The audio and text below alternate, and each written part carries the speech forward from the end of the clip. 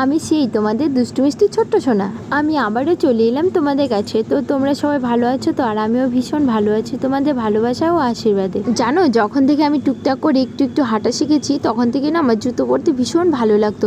তবে কেউ আমাকে জুতো পরিয়ে দিতে চাইতো না। তাই কি আর করব বলো, একা একাই জুতোটা পরার চেষ্টা করছি, দেখি পরতে পারি কিনা। তবে জানো, এই জুতোটা না আমার ভীষণ পছন্দের। জানো, সবাই বলতো আমি এখনো ভালো করে হাঁটাই শিখিনি, তাহলে জুতো পরে কি করব। কিন্তু ওরা সেটা জানে না যে আমি যতটুকুই হাঁটা শিখেছি না কেন, তো আমার তো জুতোটা পরা দরকার। আর জুতোটা পরলে আমি বেশি খুশি হতো। আমার খুশির দিকটাও তো একটু ভাবতে হবে ওদের। কি আর বলি বলো, কেউ তো আমার দিকে একটুকু খেয়ালই করে না, সবাই যার যার কাজে ব্যস্ত। আর তাই বলি কি আমি জুতো পরাটা ছেড়ে দিব? যেভাবেই হোক আমি জুতোটা যখন হাতে নিয়েছি জুতোটা পরেই ছাড়বো।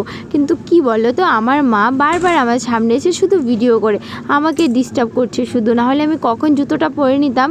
আর আমি যেখানেই যাচ্ছি না কেন আমার পিছন পিছন গিয়ে শুধু ভিডিও করছে। ধুর ব্যাং, কিছুই ভালো লাগে না, কি যে করি। এদিকে দেখো না, জুতোটাও পরতে পারছি না, কখন থেকে চেষ্টা করে যাচ্ছি তবুও পরতে পারছি না। আমার মনে হয় জুতোটা ছোট হয়ে গেছে আর আমি বড় হয়ে গেছি, না হলে জুতোটা আমি পায়ে ঢোকাতেই পারছি না কেন বলো।